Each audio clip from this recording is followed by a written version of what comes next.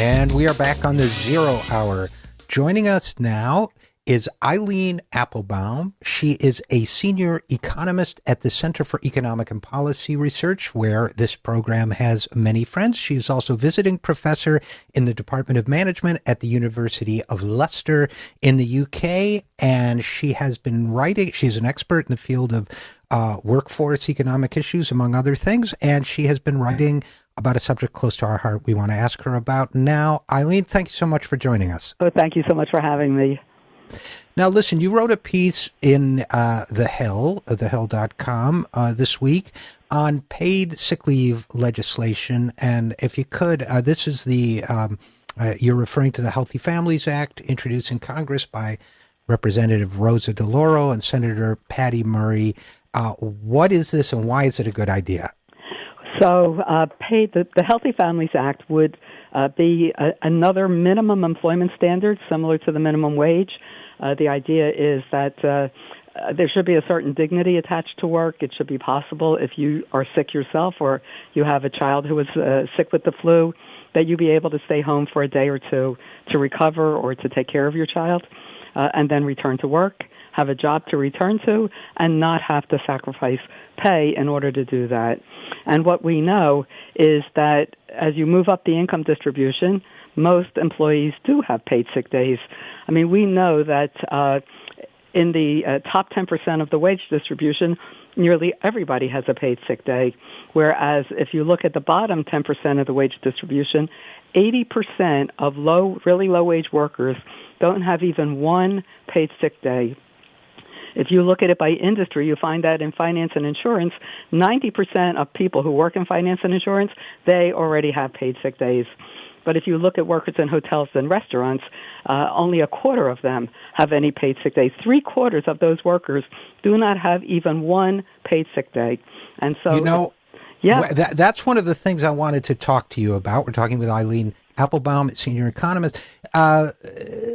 I would, from a selfish point of view, prefer it if those figures were reversed.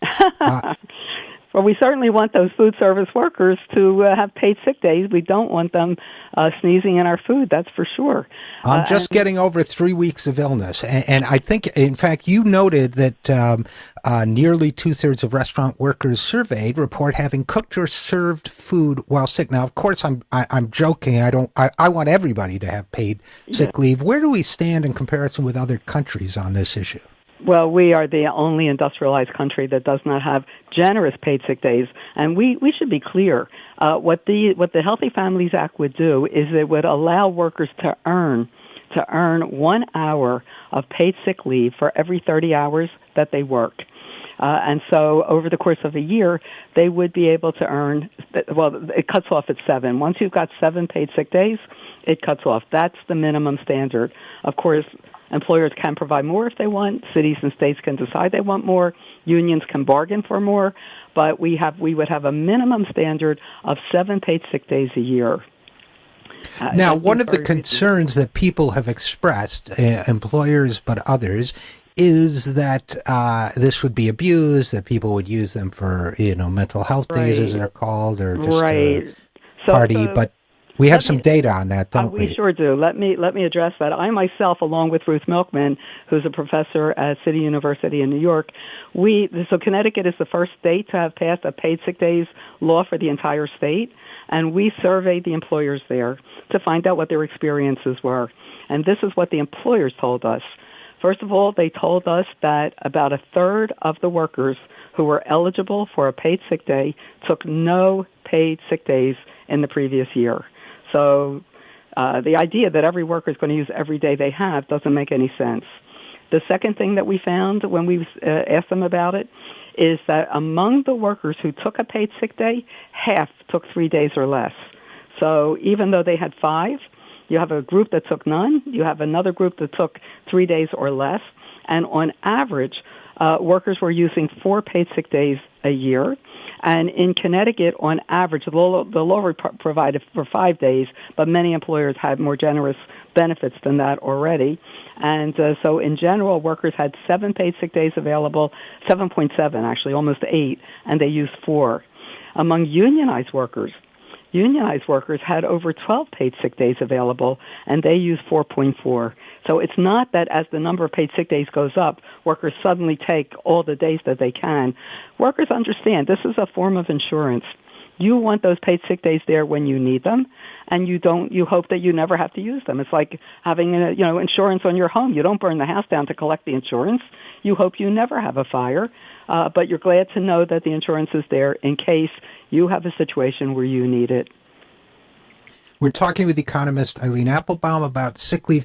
There's another aspect of this which you didn't get into in this paper, but I'm wondering what your thoughts are about it. When I used to run a company, if someone came in sick, my feeling was always, for your sake and mine, go on home and rest up, because even selfishly as an employer, first of all, a person who works when they're sick is going to be sick for a very long time. And secondly, they may spread illness in the workforce. Other people are going to go home sick.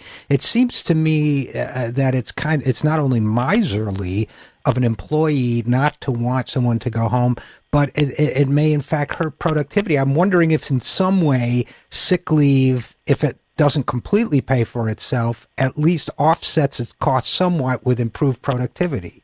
Okay, so you are absolutely right in what you were saying. They call that presenteeism, where employees feel like they have to present themselves at work even when they're sick.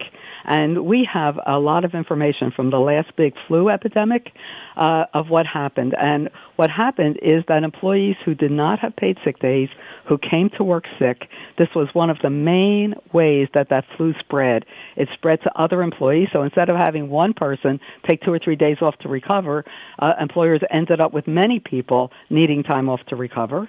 That's the first thing. And the second thing is think about your customers and your clients. We spread right. the flu. We spread the flu to the community by requiring workers, or we didn't require them to come in, but if you have no paid sick days, you may have an employer who counts absences against you.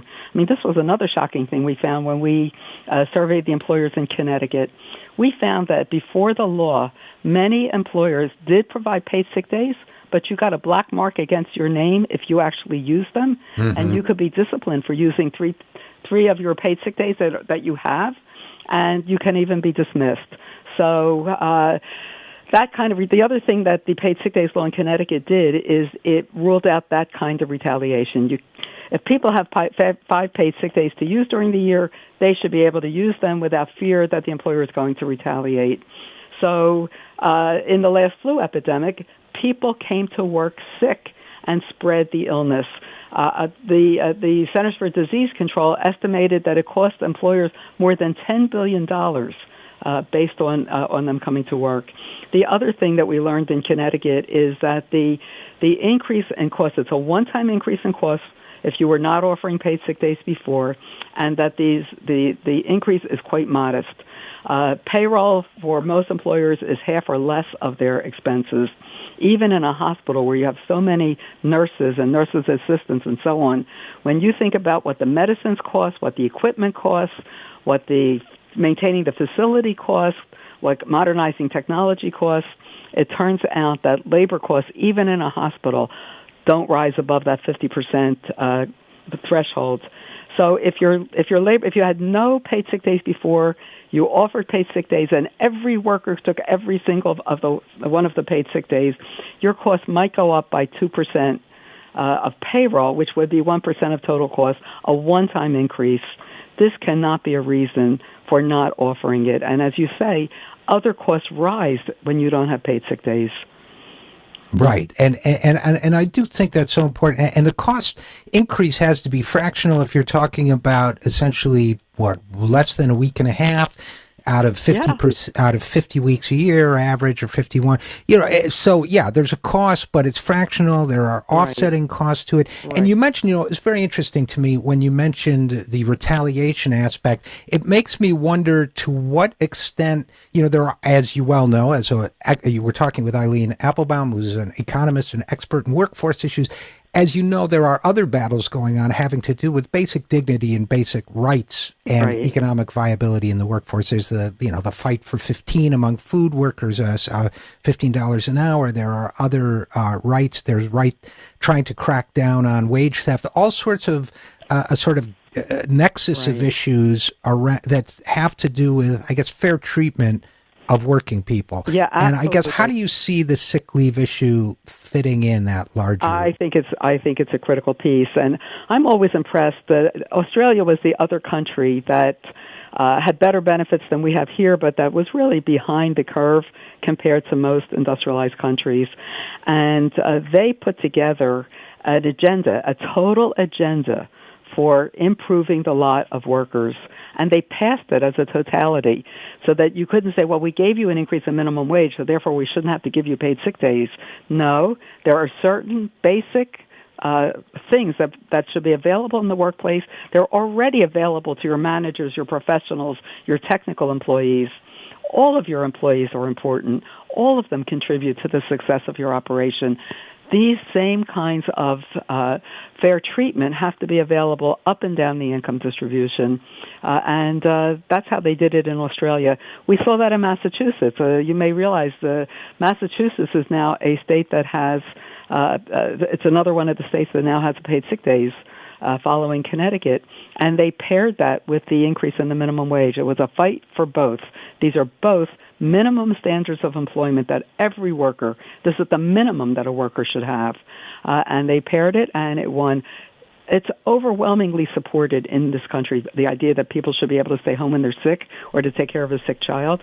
Overwhelmingly supported by people across the political spectrum because it's a family values issue. Everybody understands it's a family values issue. And it's also a social contract issue, isn't it? I mean, isn't there a sense that most people understand that if you work for a living and you're contributing to an organization and its success, that it's just part of the deal, that if you're sick, you ought to be able to stay home without being penalized? That's right. And I think that's the reason that employers already provide this to many of their employees. We have about 65% of employees in the country do have some paid sick days. We need to make that 100%. Right. And I know you're an economist and not an activist per se, but if people are listening to this and they're thinking they want to take action on it in some way, any thoughts about that? So you're right. I am an economist, and we do the research. We were happy to study paid sick days in Connecticut so that we would have an answer. I mean, that is why we surveyed the employers.